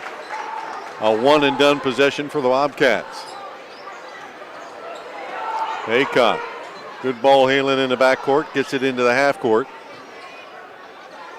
Bonner with 1:40 left on the clock here in the third period. John Glenn extending their lead. Backdoor cut. Smith catches and shoots. He mishandled it for a moment, but able to connect and extend the lead for 25. Turnover. Massinelli, swiped by Stewart. Takes it in, up, and one. Might need a timeout or something. Cats only have 2 remaining. And at this point, it may be a moot point. 42-15 as Massinelli picks up his second foul, and Coach Weber will indeed burn that timeout, I believe. She was making a 5-for-5 change, and with that and 1:18 left on the clock, we will take the timeout as well. John Glenn on top, 42-15. Back after this. Hold it, I guess hold it. Well, that was just a substitute. Oh, yeah, change. Just keep it here. Yeah, they're not subbing. Sorry about that, Brendan Clay. Doing a nice job engineering tonight until somebody throws you a knuckleball. Well, the crowd stood up and we Yeah. really couldn't see. So Stewart will head to the line to complete the three-point play, and he does. 43-15 John Glenn, 1:15 left in the period. 5 new players on the floor for the Bobcats. A couple of Valentines, long in with Gress and Nick Oliver. And the ball kicked out of bounds. That time by Parker Zacharick, who's in, along with Josh Rayleigh. 1:02 left in the period. 43-15 John Glenn. Alex Valentine in the corner, back on top to brother Trent. Trying to split defenders, dribbled into a double team, and they'll call the foul this time on Meinert, I believe. That is the case. Just this first on the Muskies this half. Second, actually. No, they're first. Actually, Bill, they're going to call that on Zacharick. Indeed, they did. His second, actually. Long, down low to Grass. Spins into a double team, got tied up, and it'll go to the Bobcats. They'll hold on to it. Muskie's interior defense has been outstanding tonight. Well, Gress just turned with the ball that time, and the defense was collapsed down in there. That's what the first 5 were seeing, and in doing that, he just got tied up. Good quick hands. It's going to be John Glenn's ball. We got subs coming in, and full court. Bobcats trying to toss it in. Mason Long has it stolen away by Rayleigh. Out ahead. Zacharick to Bonner, and that's not going to count. As Zacharick, he hesitated, and as he did, shuffle the feet. I tell you, John Glenn hasn't made many mistakes this period, so you got to give him one. That's their third turnover of the quarter. 43-15 with 27 left. Gress. Trent Valentine off the dribble, back to Alex Valentine with 20 on the clock. Back to Trent, baseline, kicks it back out. Alex will take the long 3, and that one short of the mark and out of bounds. I thought a defender might have gotten a piece of that one, but the official did not agree. Probably another reason I'm here and they're there. Full court pressure. 13 on the clock. Inbound to Bonner, turns right into Grass, who sets the brick wall pick and picks up the foul. And Gress is going to get the foul, but he's very fortunate. Bonner, you can't just turn and dribble at the same time. You got to face up first to see where the defense is. Cats trying to increase their pressure here a little bit, has not had the impact they would hope. 43-15. John Glenn with 4 seconds left. Out on top, Smith. Turned it over, and that will end the third period of play. Another period that belonged to the Muskies. They put 20 on the board in the period. The Bobcats could only respond with 5. And as we head to the final 8 minutes, John Glenn in complete command, 43-15. We'll be back after this.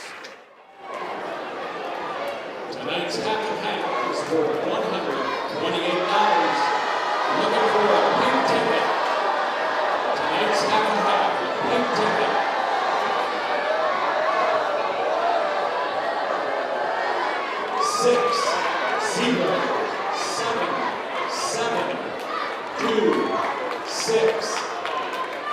Payton, 6, 0, 7, 7, 2, 6 for 43-15 here, as it certainly looks like John Glenn, barring some kind of miracle in this fourth period, is going to advance. And other scores from around the area: Meadowbrook on top of Morgan by 9 at the beginning of the fourth period, 51-42. New Philly over Indian Valley, 50-37.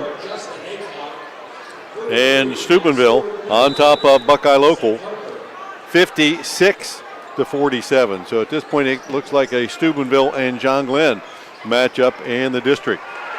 Backcourt, good defense. Nick Oliver with the steal on Stewart. Takes it to the hoop, lays it up and in. Oliver just all over Stewart that time. Well, Stewart tried to go behind the back, and Oliver just picked his pocket. Bobcats just trying to pick up the intensity a little bit here defensively and get some easy ones. Stewart will pull up for three, and that is a bullseye. Matt Stewart, he had 7 in the third period, and that three gives him 16 on the night. Call it 17. Staying in this zone, John Glenn. Mason Long trying to answer for the Bobcats, and they have struggled from the three-point line all night. Stewart with the rebound, coast to coast, and from behind, got hammered. Alex Valentine on the trail that time, trying to block the shot, and it'll be a foul. Well, they'll call it on brother Trent. Isn't that like the brothers? One guy gets the shot, the other one got credit. And Trent will pick up his third. And Stewart back to the line to shoot 2. Drilling them.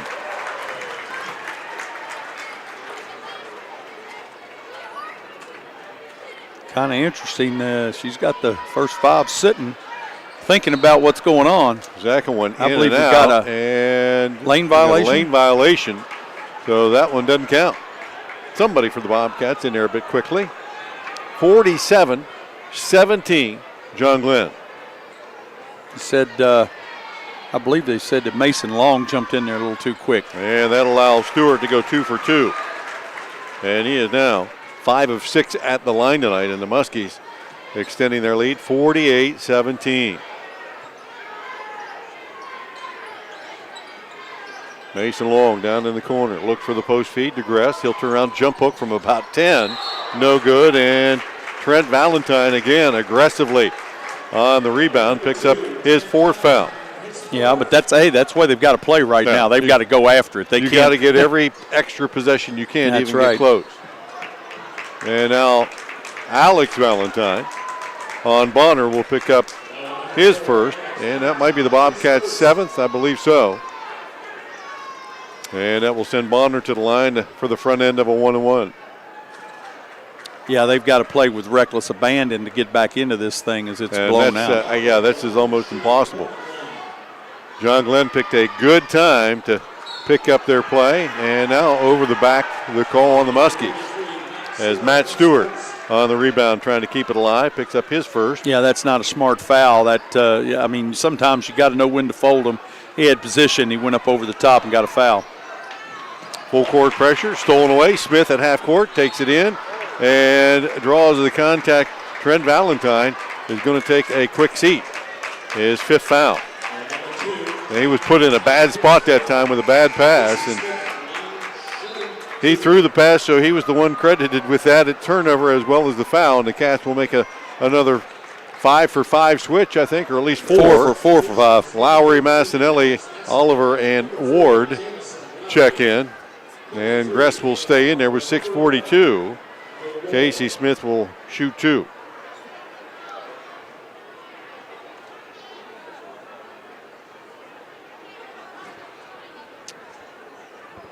So 2 free throws coming up here. The Muskies will be in the bonus for the remainder of the night. First one is up and good.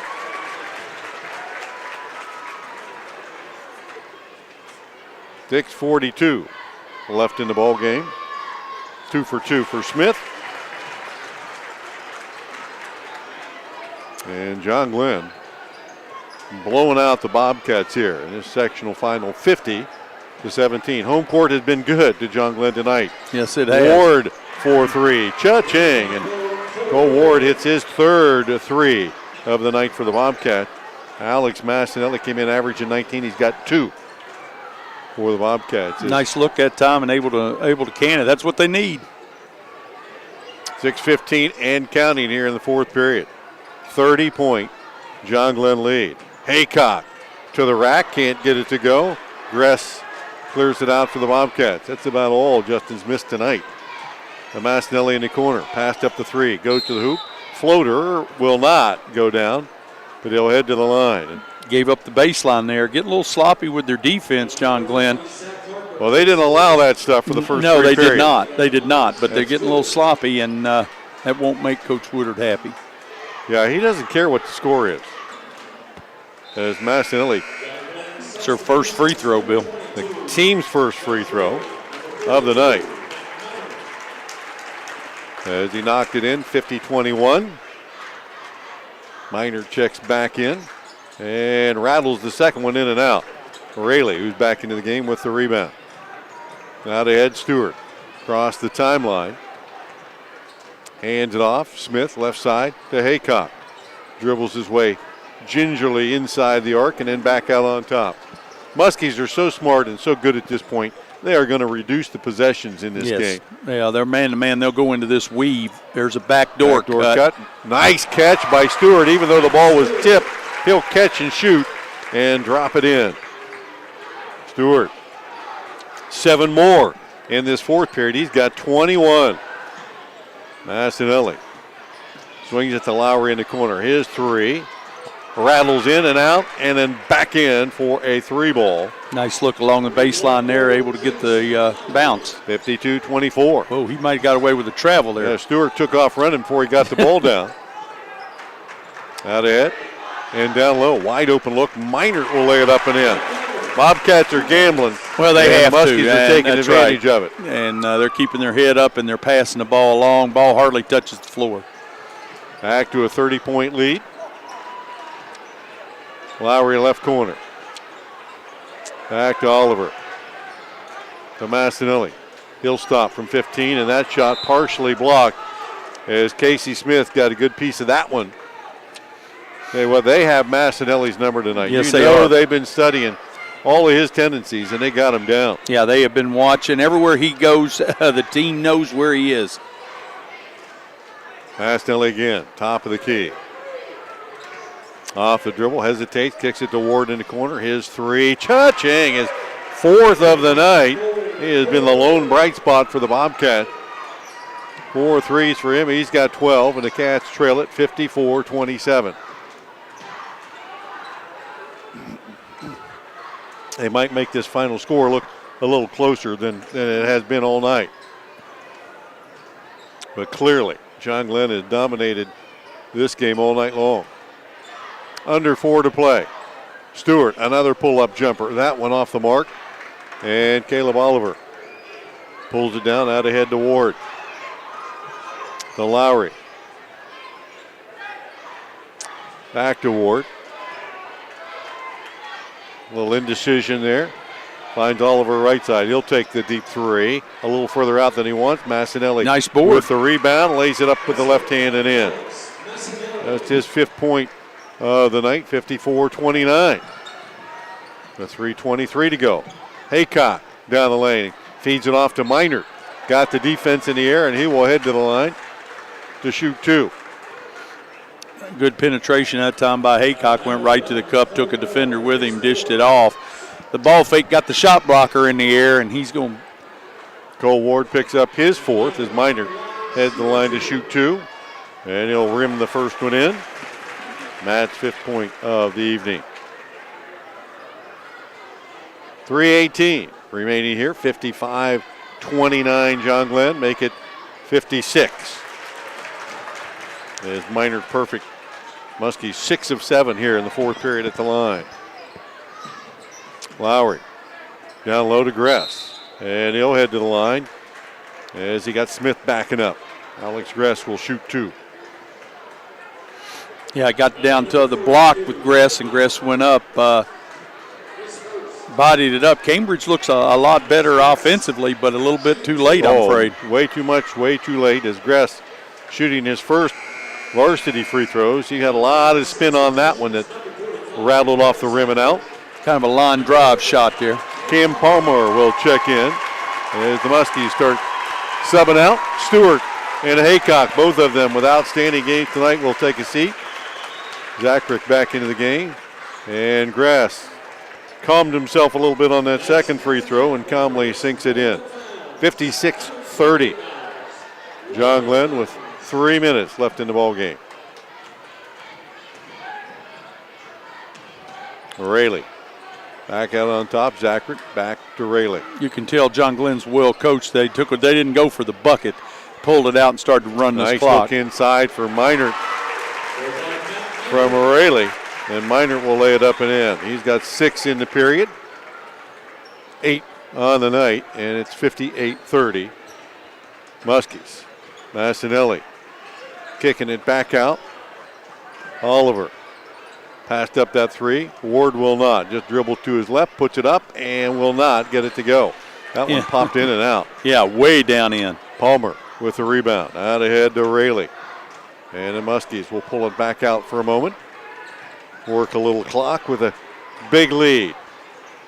Minert squares up, little head and shoulders fake, and they'll reset out on top. 2:05 and counting left in the ball game. John Glenn has led this one coast to coast. Nice feed down low, and Smith will lay it up and in. Smith kept that ball away from his body, kept the shot blocker off of him, able to bank it in. Back up to a 30-point John Glenn lead. Lowry in the corner. 1:40 left on the clock. Gets it right back from Massinelli. His 3 well off the mark. And Palmer will clear it out for the Muskies across the timeline and slow it down. Beat defenders off the dribble. They'll bring it back out on top. Smartly done with 1:25. And he's going to bring a substitution. a couple of timeouts. There's timeout to sub in. Jack Williams and Mace Snyder in for the Muskies, along with Reese Perkins. And the Bobcats will sub into as well as Alex Valentine, Mason Long, and it looks like Nick Oliver along with Lepla as Lowry and Massinelli take a seat along with Oliver and Cole Ward. So all 4 Bobcat seniors take a bench for the last time in a Bobcat uniform. That's tough on the seniors going out this way. They're a better basketball team than this. Yeah, They just, tough night. They met a team that was really on top of its game tonight, and the Bobcats were not, and that's a bad combination. And we've got another foul, back-to-back fouls here. Yeah, I called a double foul a minute ago, and now Alex Gress got caught again. Little contact there and a technical foul call. I didn't see what led up to that, but and Cam Palmer is going to shoot the free throw.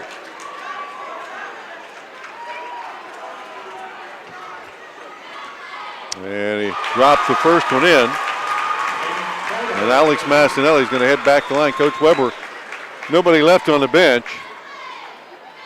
As Palmer drops a pair. I think she'd probably like to get the young man out of the game that committed the technical, and she will do just that. So 1:25 to go. Muskies with the ball in the backcourt. Zacharick with Nick Oliver on in. Back across the timeline. And John Glenn, see if they just try to use some clock here.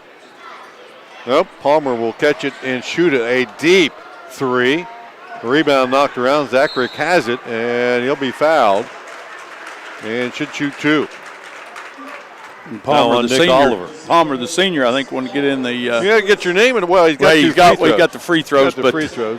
But 5's better than 2. And that's true. That's that Common Core math, right? 5 is better than 2. And now Zacharick with 2 free throws. And he cannot connect on his first opportunity. 62-30.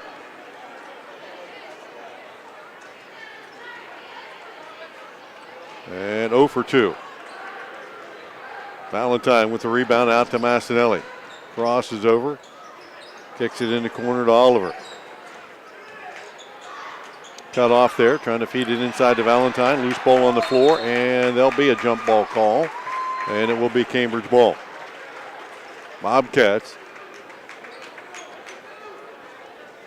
will take it out of bounds, baseline right side. 49 on the 4th period clock. It has been all John Glenn all evening. And the Cats throw another turnover on the inbounds play. Back across the timeline with Leplau on top on him. Now Palmer. Gets it right back, 30 to play. And the Muskie fans on their feet, congratulating their team. This will be their 3rd tournament win and will propel them into the district semifinal, most likely against the Steubenville Big Red. Well, and for the 2 games that they played that weren't very good, they surely came out tonight and executed the game plan well. That clock's going to roll down to zeros. And your final score, 62-30.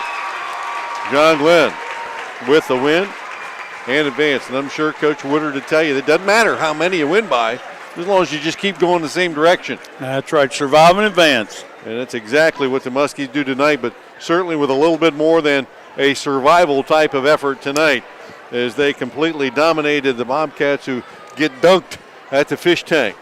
And the final score once again, John Glenn 62 and Cambridge 30. We'll take a break. We'll get our stats and post-game scoring in order and be back right after these messages.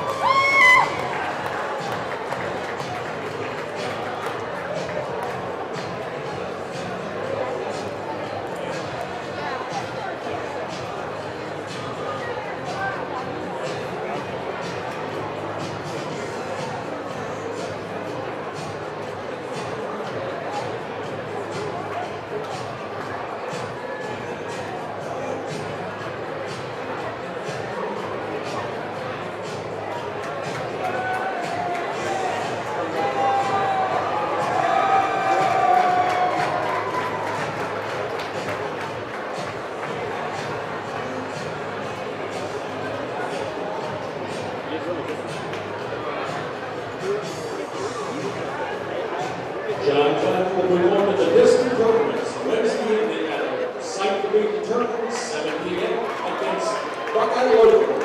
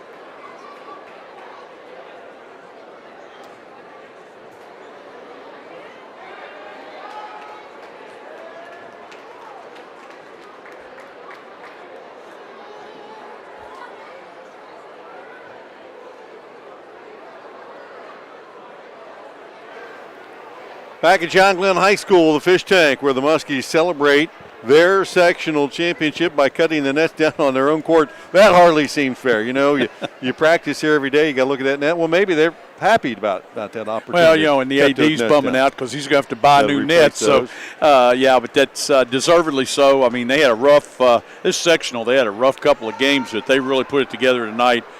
Great execution and effort by the Little Muskies to beat a Cambridge team that was on the rise, came in very confident. 62-30, the final score tonight as the Muskies rout the Bobcats coast to coast, holding the Bobcats to 4 points in the first period and only 10 in the first half. As a matter of fact, through 3 periods tonight, the Bobcats had 15 points. And if you can only score 15 points in 3 periods, you're not going to win many games, certainly at any level. And credit John Glenn's defense, which was outstanding.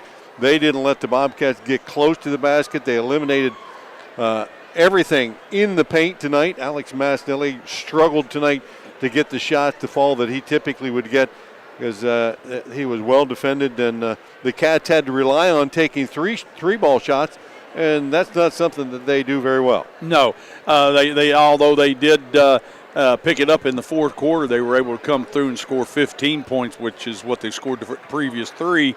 But John Glenn just came out and smothered them. And I'll tell you, I have to give a lot of kudos to the coaching staff because they, usually they're man-to-man, but they came out with a zone defense, and I think it just kind of surprised them. They played dead zone most of the game, and that's uncharacteristic, but it was a very efficient zone.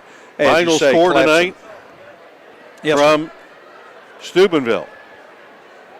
Buckeye Local comes back in the fourth period, 65-64. Buckeye Local with the upset win. Buckeye Local upset Steubenville. Here we go. The tournament gets ugly. The number 8 there's the seed number 1 seed. Beats the number 1 seed. Goes down. And guess who plays Buckeye Local on Wednesday night? Yeah, now that game we don't know where that's going to be, but again, kind of a similar situation somewhere along Interstate 70 most likely. I would say OUE to guess. Could be OUE, St. Clairsville, somewhere in that area. As that is amazing. Steubenville. That's a big upset. Upset there. Of course, the other games that we had in the local area as well of note, Meadowbrook holds on to defeat Morgan 65-61. Woo.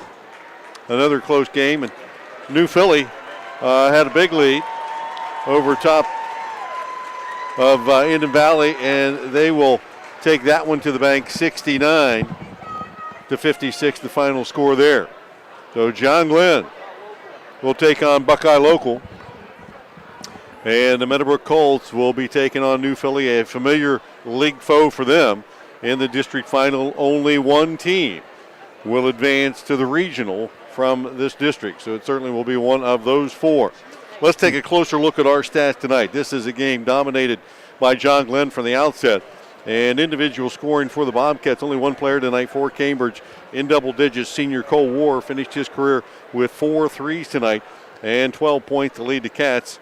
5 for Alex Mastinelli, certainly a disappointing final game for him as he typically averaged 19. 5 for Jamison Lowry, 2 for Connor Lepla, 1 point for Alex Gress, 3 for Caleb Oliver, and 2 points for Nick Oliver. As the Bobcats score just 30 points on the night, although they did knock down 8 threes, which is again a little bit more than they would like to see, but they weren't able to get 2s. No doubt about it. And Mastinelli, I feel bad for him. He's their leader, and he's a 1,000-point scorer and stuff. What a frustrating night because they knew where he was. They had him marked. I mean, he was every time he did something or went somewhere, there were 1 or 2 people following him, and that's tough. Lepla also. They did a nice job on both their top scorers, took them away from them, made somebody else try to beat them, and just ran into a buzzsaw. Well, when you think about that, there's your 2 leading scorers for the Bobcats that scored 19 and 10 points a game, almost 30 points a game, and collectively tonight they had 7.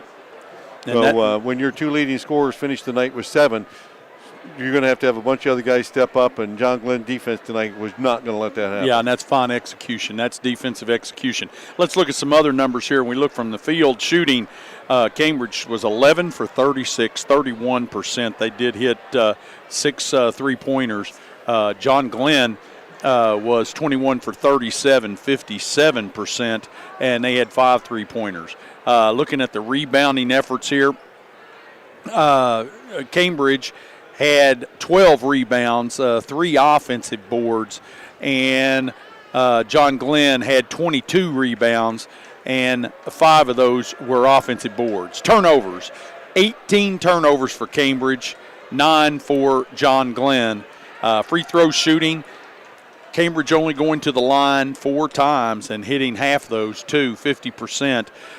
John Glenn going to the free throw line 19 times. They hit 13, 68%. Scoring by quarters, John Glenn wins all 4 of the quarters, 15-4 in the first quarter for John Glenn, 8-6 in the second quarter. John Glenn up 20-5 in the third quarter, and then in the final quarter, the fourth quarter, John Glenn 19, Cambridge 15. Final score 62-30. Survive and advance.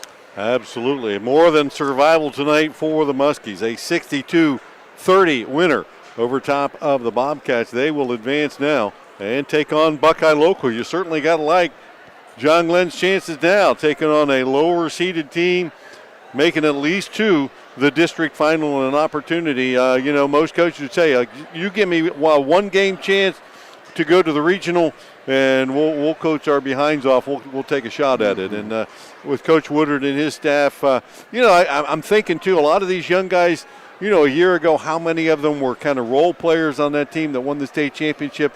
So this isn't like shell shock for them. They kind of have an understanding of what's going on in tournament play and what it means and how to get it done, and they certainly showed up tonight and did that. No doubt about it, and the wisdom of Coach Woodard, he talked about in his preseason. If you go back, thumb through the preseason paper, they'll tell you, we're going to have a rough few games here to start off thing. I think they went 0-3 and then finally 1-4, and they were really struggling. He says we have the capabilities of coming on strong and being solid at the end, and that's where they are right now as they move into a game Wednesday night. We're not sure where it's going to be, but with the 8th seed Buckeye Local after knocking off Steubenville, boy, that's what you want as a coach. Right.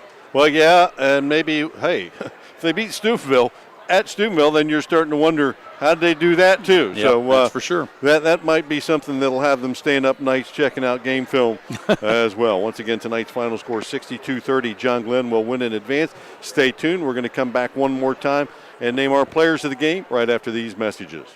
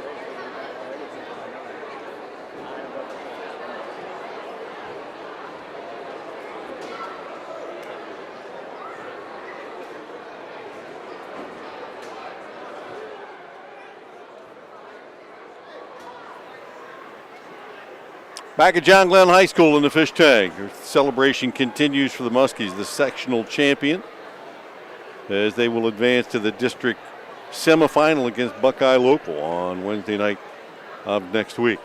Time for our players of the game. And we have one for each team. Crino's Pizza of Cambridge sponsors the Bobcat player of the game. They'll receive a large one-item pizza, 2 liters of pop. Call Crino's Pizza of Cambridge at the Dewey Avenue Center, 740-432-2200 for pickup or delivery. And senior Cole Ward, our recipient tonight of the Bobcat player of the game. Congratulations to Cole, 12 points tonight in his final game in a Bobcat uniform. For the Muskies tonight, Player of the game sponsored by the original Wally's Old Fashioned Pizza. They're happy to reward a player with a player of the game tonight. Since 1978, Wally's family-owned business has been serving pizza subs and fresh salads worth leaving home for. They don't have to tell us twice. No, I'm there. Enjoy their pizza tonight and every night, or stop in for their daily lunch special, the original Wally's Old Fashioned Pizza, New Concord and Cambridge. Tonight's player of the game, Matt Stewart, a 22-point night, 5 of 6 from the field, a three-pointer. He had 8 at halftime. In the third period and fourth period, he lit it up and extended this John Glenn lead to over 30 points. And Coach Woodard able to go to the bench early and get everybody some playing time tonight. Yeah, that's beneficial too. I mean, that's what happened last year to develop some of these guys for this year. They were able to go to the bench and get quite a bit of playing time, and it really showed tonight. There's other players too that excelled. John Glenn put it together tonight after coming off 2 pretty mediocre games. They put it together and Haycock beat Cambridge. had 15. He had 4 threes tonight. He got the team off to a great start, not only the first half, but the second half. And Casey Smith finishes with 8. Matt Minard with 8. Bonner had 2, but played a solid floor game. Zach Harper with 3. How many times was his defense in the paint the difference in altering the shot that when Mastinelli would get in tight? And then off the bench, a few other guys contributed there as well. But what a total team effort and a nice defensive effort tonight for the Muskies. You hold a team to 30 points, and Cambridge tonight just stymied everywhere they turned offensively. Yeah, it was absolutely, and I think it was really big. Haycock hit those first 2 3-pointers, and you could just see a big sigh of relief. After you get that first bucket, it really does help. And Cambridge went a long drought before they got their first bucket. They didn't score till the last 3 minutes of the first period, and then didn't score in the second period till there was about 2 minutes left. And at that, you only scored 10 points in the first half. That puts you in catch-up mode right away. And with a well-coached team and a disciplined team like John Glenn, they were never going to allow Cambridge to have enough possession to get back into it. Yeah, and I tell you what, Cambridge did not quit. They kept fighting and whatever, but let's see, how do you say it? Too little, too late there as he came down the end in the fourth quarter. We want to thank all of those of you that listened tonight, either online, watch the streaming video online as well, or over the regular old airways here on ESPN Cambridge 107.9. We particularly want to thank our video sponsors tonight, Mortellero McDonald's, Colgate Palmolive, Woodlawn Dental Center, Theo's Restaurant, B&B Body Shop and Towing, Quanex Building Products, Abel's Electric, WB Green Insurance, The Kimball Company, Lashley Tractor Sales, Muskingum Valley Health Center, Kahn's Potato Chips, Southeastern Med, Basic Systems, West 40 Auto Sales, Francis Family Restaurant, Concord Mortgage, and Bill Ferguson, the law director in Cambridge. We thank you all individually and collectively for helping to bring this game online tonight. For those people that couldn't be local here to see it, they got a chance to see it. And a big packed house here got to see it live too. And you got to like John Glenn's chances now if they continue to play at the level they played tonight against whoever they play against. Well, we're coming down to the wire here, and all these teams, they know each other. I mean, it's an exciting time. They have as good a chance as anybody to move on. And kudos across town to Meadowbrook. Meadowbrook had let me tell you, I watched Morgan beat John Glenn twice this year. Morgan's got a good basketball team. For John Glenn to come out of there unscathed was very important. Yeah, and so we've got 2 local teams that are moving on, and any of these teams, any of these teams have a shot. So, and with the big dog out, that makes it even more inviting. Cambridge finishes the season at 10-14, up certainly a disappointing loss for them tonight. Their seniors Jamison Lowry, Alex Mastinelli, Caleb Oliver, and Cole Ward finishing up their season 10-14. But they played a very good team tonight, and that team played at a very high level. Mm-hmm. And the John Glenn Muskies will win and advance 62-30, our final score here. We want to thank Quentin and Adam here. You guys got here about 3 o'clock or 2:30 or whatever to set all this stuff up. They've been here for a while. Nice to come in and have things set up. Trying to get the video side set up and making it a little easier for us. We have enjoyed that, and hopefully you did too. And their efforts by being able to watch the streaming video online at yrp.com. we may continue that down the road here as we got some local teams continuing that trail. Back at the station, Brendan Clay, our engineer there, outstanding job there. We put him in overtime tonight. He had to go on the air early and stay late. So he did a good job. He earned his $1.25 tonight.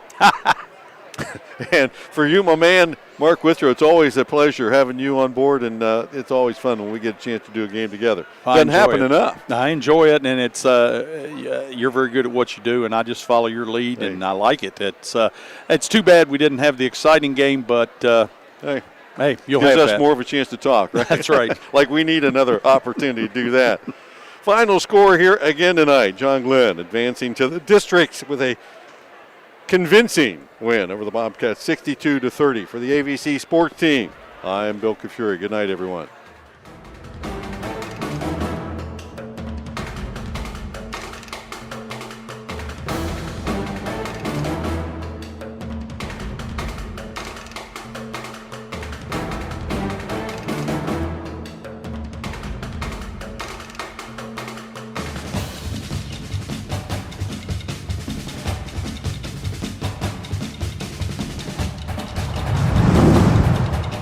Cambridge versus John Glenn High School basketball. Tonight's game is brought to you by Mortal Arrow McDonald's, Colgate Palmolive, Woodlawn Dental Center, Theo's Restaurant, B&B Body Shop and Towing, Quanex Building Products, Abel's Electric, WB Green Insurance, The Kimball Company, Lashley Tractor Sales, Muskingum Valley Health Center, Conn's Potato Chips, Southeastern Med, Basic Systems, West 40 Auto Sales, Francis Family Restaurant, and Concord Mortgage.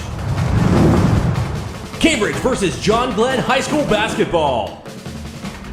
This has been a presentation of ABC Sports.